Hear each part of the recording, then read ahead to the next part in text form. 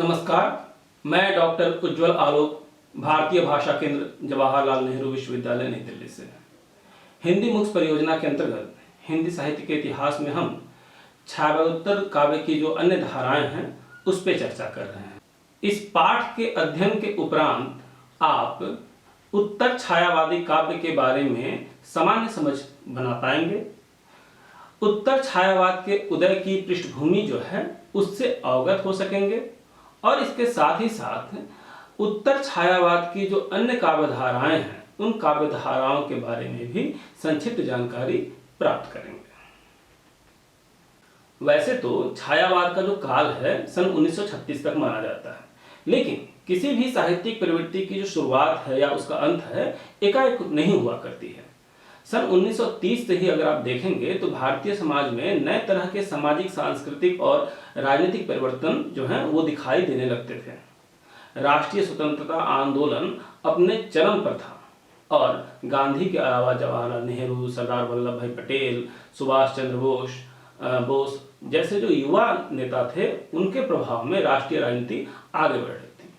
इसके अलावा मार्क्सवाद, आधुनिकतावाद जैसे जो वैश्विक विचारधाराएं हैं उन विचारधाराओं का भी प्रभाव साहित्य और समाज पर पड़ने लगा था।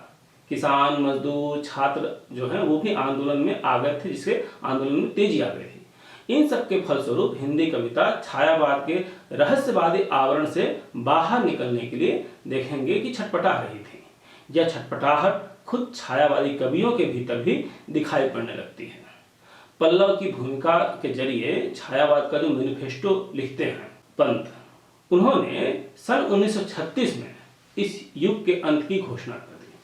हालांकि नेपाली को भी इस घोषणा का श्रेय जाता है। निराला बेला, नए पत्ते, कुकुरमुत्ता, गरम पकौड़े, प्रेम, संगीत, रानी और कहानी, मास्को डायलॉग, स्फटिक शिलाएं, ये जो कविताएं हैं उनकी, उसे लिखकर छायावादी जो भाव बोध है उससे आगे बढ़ने की कोशिश करते हैं।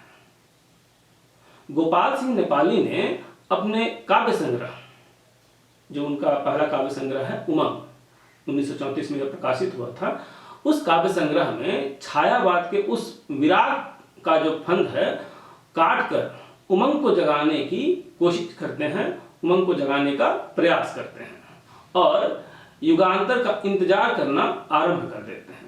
अरे युगांतर आ जल्दी, अब खोल खोल मेरा बंधन, बंधा हुआ इन जंजीरों से तड़प रहा कब से जीवन।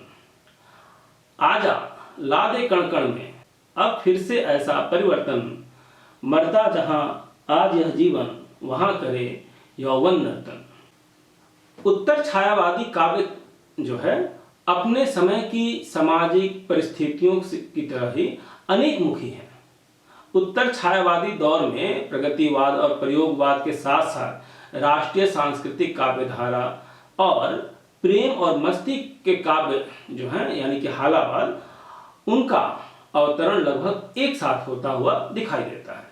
इसके साथ ही साथ कुछ आगे चलकर प्रयोगवाद की ही एक नई शाखा जो थोड़े भिन्न रूप में है, थोड़े से अंतर के साथ है, नकेनवाद, जिसे हम प्रपद्यवाद भी कहते हैं, आंदोलन की शुरुआत होती है। नकेनवाद या प्रपद्यवाद के बारे में हिंदी साहित्य में अधिक चर्चा नहीं होती, लेकिन इस पाठ में हम उत्तर छायावादी काव्य की अन्य धाराओं के तहत इस काव्य धारा के बारे में भी पढ़ेंगे। तो सबसे पहले जानें कि उत्तर छायावाद क्या है। उत्तर छायावादी युग को प्रायः प्रगति प्रयोग के दौर में देखा जाता है। इसकी मुख्य वजह है प्रगतिवाद और प्रयोगवाद का आविर्भाव। प्रगतिवादी काव्यधारा मार्क्सवाद से प्रेरित सामूहिकता, वर्ग संघर्ष और सर्वहारा की विजय को लेकर आगे चलती है। प्रयोगवादी काव्यधारा ने व्यक्ति स्वातंत्र्य, स्वानुभूति और दायित्व पर जोर दिया। प्रगतिवाद और प्रयोगवाद दोनों काव्यधाराओं का जन्म ऐतिहासिक परिस्थितियों तथा जो छायावाद है उसकी प्रतिक्रिया प्रभाव पर हुआ। इस वजह से उत्तर छायावाद में इन दोनों काव्य प्रवृत्तियों की प्रधानता रही।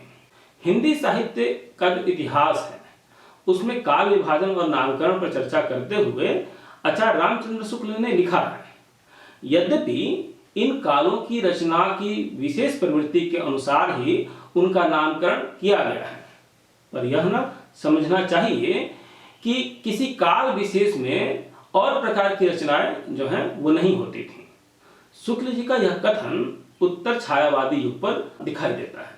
इस कालखंड में प्रगतिवाद, प्रयोगवाद के साथ साथ राष्ट्रीय सांस्कृतिक काव्यधारा, हालावाद, व्यक्तिक चेतना का जो काव्य है और नकेनवादी जो काव्यधारा है वह भी एक साथ चलती हुई दिखाई देती है। इनमें से राष्ट्रीय सांस्कृतिक काव्यधारा तथा हालावाद पूर्ववर्ती काव्य प्रवृत्तियों का ही सहज विकास है। इसका जन्म जो है वो छायावाद की प्रतिक्रिया में नहीं हुआ। इस काव्यधारा के कवियों ने व्यक्तिक प्रगीतों के जरिए जवानी और मस्ती का काव्य लिखा।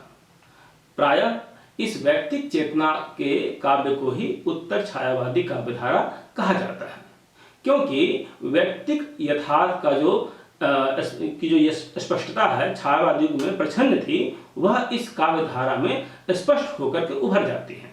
इस काव्यधारा के कवियों ने उस पार की जगह इस पार की रचना की। छायावादी वायवीयता की जगह प्रेम के अनुभव को ठोस धरातल पर अभिव्यक्त करने पर जोर दिया। इसके साथ साथ इन्होंने राष्ट्रीयता से भी ओतप्रोत होकर कविताएं लिखी। इनमें हरिवंश राय बच्चन, भगवती चरण वर्मा, रामेश्वर शुक्ल अंजान, आरसी प्रसाद सिंह, ये जो नाम हैं ये प्रमुख हैं। इन्होंने व्यक्तिवादिता और स्वच्छंदतावादी जो भावना है उसको बिना रहस्यवादी लिबास पहनाए मुक्त रूप से अभिव्यक्ति दी। अगर हम जो उत्तर छायावाद की अन्य जो धाराएं हैं, जो विभिन्न धाराएं हैं, उसमें हम बात करें तो सबसे पहले हम हालावाद पे बात करना चाहेंगे। व्यक्तिक चेतना का काव्य से कहा जाता है। व्यक्तिवादी काव्य प्रवृत्ति को किसी ने हालावाद, किसी ने व्यक्तिवादी कविता कहा। व्यक्तिक कविता जो है उत्तर छायावादी कविता ही है, जैसा कि पहले हमने बातचीत की। इस काव्यधारा का जो विकास है छायावाद की प्रतिक्रिया में नहीं हुआ, बल्कि विकास के रूप में देखा जा सकता है। दरअसल छायावादी काल्पनिकता, वायवीयता और रहस्यवादिता के कारण जो उन्मुक्त व्यक्तिक चेतना जो है अभिव्यक्ति के लिए छटपटा रही थी, वह इस काव्यधारा में स्पष्टता, प्रगाढ़ता और ईमानदारी के साथ अभिव्यक्त हुई है। छायावाद की आदर्श चेतना लौकिक अनुभूतियों को आध्यात्मिक आभा देती थी, परंतु यह काव्यधारा मन और शरीर तक ही सीमित रही। यथार्थ के दबाव के चलते इस दौर की कविता में धीरे धीरे आध्यात्मिकता का लोप हो गया और अनुभूत सत्य है वह सरल सहज अभिव्यक्ति पर जोर देने लगा। छायावादी दौर में जहां कवि उस पार जाने की बात करता है, वहीं उत्तर छायावादी दौर में कवि इस पार के भोगे हुए चीजों पर बल देता है। उदाहरण के लिए हरिवंश राय बच्चन की ये जो पंक्तियां हैं उसे देखी जा सकती हैं। इस पार प्रिय मधु है तुम हो, उस पार न जाने क्या होगा।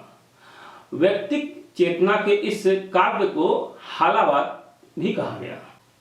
हाला का शाब्दिक अर्थ मदिरा या शराब होता है।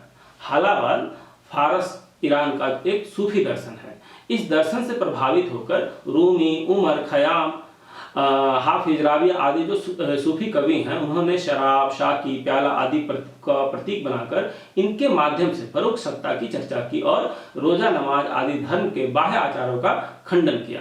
हिंदी साहित्य में हालावाद का जो बीजारोपण है उमर खयाम की रुबाइयों की चर्चा के साथ शुरू हुआ।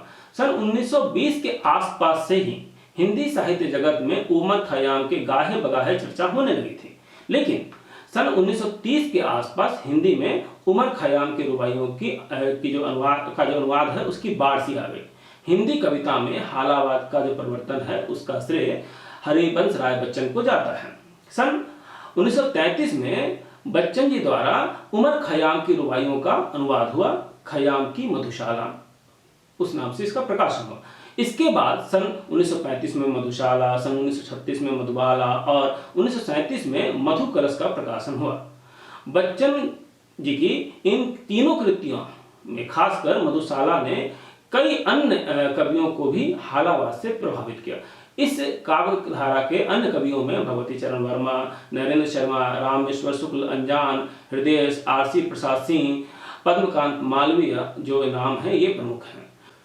वैसे शराब आदि प्रतीकों को देखकर हालावाद के ऊपर पलायनवाद के भी आरोप लगने लगे, लेकिन कुछ आलोचक इससे सहमत नहीं दिखते हैं। वे इसे प्रेम और मस्ती का काव्य मानते हैं। हजारी प्रसाद द्विवेदी ने हालावाद के संदर्भ में लिखा है, वस्तुतः यह हाला एक प्रतीक मात्र है, जो तत्कालीन जो प्रचलित झूठी आध्यात्मिकता के प्रतिवाद का एक प्रतीक मात्र था। मूलतः बच्चन की कविता मस्ती, उमंग और उल्लास की कविता है। इस काव्य धारा में नियति, भाग्यवाद, मरण छंद आदि जब पाठक को मिलते हैं तो ऐसा लगता है कि इन पर पूर्ववर्ती जो छायावाद है और लगभग समकालीन जो काव्यधारा है प्रयोगवाद, उसका प्रभाव है।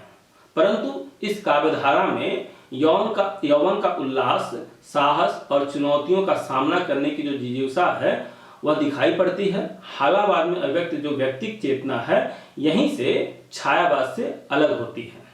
साथ ही प्रयोगवाद में अभिव्यक्त जो व्यक्तिकता है उससे भी अपने आप को अलगाते हैं। प्रयोगवादी व्यक्तिकता पर जहाँ बुद्धिजन्य है, वहीं हालावाद की जो व्यक्तिकता है वह अनुभूतिजन्य है। हालावाद की व्यक्तिकता में समाज का निषेध नहीं है। बच्चन की मधुशाला में की जो पंक्तियां हैं कई बार साम्यवादी पाठ को पढ़ाती हुई दिखती हैं। बच्चन ने बंगाल का अकाल में भूख से तड़पते व्यक्तियों का जो चित्र है वो खींचा है, तो भगवती चरण वर्मा ने भैंसा गाड़ी में जर्जित, नग्न, भूखे और विवश समाज के यथार्थ का वर्णन किया है। पर इस प्रदेश में जहाँ नहीं उच्छ्वास भावनाएं, चाहे वे भूख अधखाए किसान भर रहे, जहाँ सुनी आहें, नग्न बच्चे चिथड़े पहने, माताएं जर्जर डोल रही है, जहाँ व्यवस्था नृत्य कर रही, धूल उड़ाती राहें। प्राचीन सामाजिक, धार्मिक, सांस्कृतिक रूढ़ियों और मान्यताओं के खिलाफ इस काव्यधारा में स्पष्ट विद्रोह का भाव दिखता है। धर्म के प्रति अनास्था का जो स्वर बाद की कविताओं में हमें मिलता है, उसका जो प्रारंभिक स्वरूप है इसी काव्यधारा में दिखाई पड़ता है। एकांत संगीत में बच्चन लिखते हैं, मनुज पराजय के स्मारक हैं, मठ मस्जिद गिरजाघर, प्रार्थना मत कर मत कर मत कर। वैयक्तिक चेतना के इन कवियों ने राष्ट्रीय कविताएं भी लिखी हैं।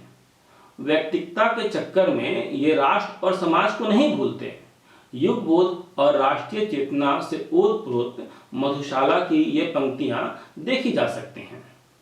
घोर सुतों के हृदय रक्त की, आज बना रक्तिम हाला, वीर सुतों के वर शीशों का, हाथों में लेकर प्याला, अति उदार दानी शाकी है, आज बनी भारत माँ, स्वतंत्रता है त्रिषित कलिका, बलि वेदी है मधुशाला। व्यक्तिक चेतना की यह काव्यधारा अपने भोगवाद में जीवन के उमंग की झलक दिखलाती है, तो दूसरी ओर निराशावाद, पीड़ा, अनास्था, नियतिवाद, क्षणवाद की भी चर्चा वह करती है। वास्तव में यह काव्यधारा अपने समय का प्रतिनिधित्व करती है, जहां आशा, निराशा, व्यक्ति, समाज आदि का जो द्वंद्व है नया आकार ले रहा था। सिर्फ भाव ही नहीं बल्कि अपने शिल्प के दृष्टिकोण से भी इस काव्यधारा का अपना स्थान है। इस काव्यधारा की कविता जो है उसकी भाषा छायावादी जो भाषा है उससे अलग है। इसमें एक सहजता है, पारदर्शिता है, खुलापन है। छायावाद की तरह जहाँ तत्सम शब्दों की बहुलता है वहाँ यहाँ पे नहीं दिखती। इस काव्यधारा के बारे में विजयदेव नारायण शाही ने लिखा है कि बच्चन की मधुशाला और भगवती चरण वर्मा की दीवानों की हस्ती कविता में उर्दू शब्दावली, लय, मुहावरों के प्रयोग जो है वो काव्य भाषा के खुलेपन और प्रवाहमयता को और समृद्ध करते हैं। उत्तर छायावादी कवियों ने छंदों की विविधता को अपनाया और कई रमणीय गीतों की रचना की है। उत्तर छायावादी कविता के लोकप्रिय होने का एक बड़ा कारण यह गेयता है और लय है। इन कवियों के यहाँ लय का जो प्रवाह है वो बाधित नहीं होता।